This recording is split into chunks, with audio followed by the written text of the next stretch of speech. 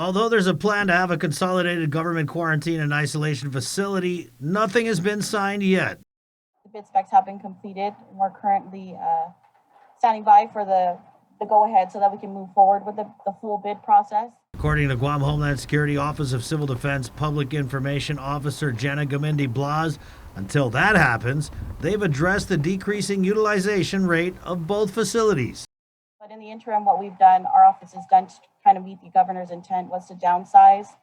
So there was an adjustment of encumbrance to downsize the quarantine facility of Dusit from 300 rooms to 74, and an adjustment of the isolation facility with a downsize from 50 rooms to 20 with the ability to serve. As we've reported, even if the rooms are not being used, the government and you, the taxpayer, are still paying for them. So for the Dusit, for the quarantine facility, the occupied rate is $159 per room per day. It's $69 per day per person for 3 meals. And the unoccupied rate is $120 per room per day for Dusit. And then we also have the isolation facility with Bayview. The occupied room rate is $175 per room per night, and that includes meals.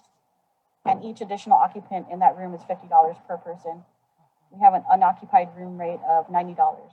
As of Thursday morning, there were only 26 people at the QFAC and 27 at the ISOFAC. To date, almost $34 million in invoices have been paid for the Dusit and $5.8 million for the use of the Bayview. Currently, there is an unpaid balance for the Dusit. It stands at $4,337,479.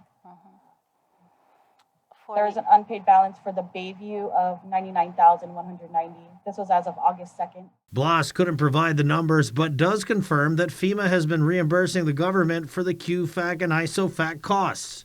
What hasn't been reimbursed? The first round of quarantine and isolation facilities that were procured by the governor's former attorney and son-in-law that were the focus of an OPA report detailing $3 million in questioned costs.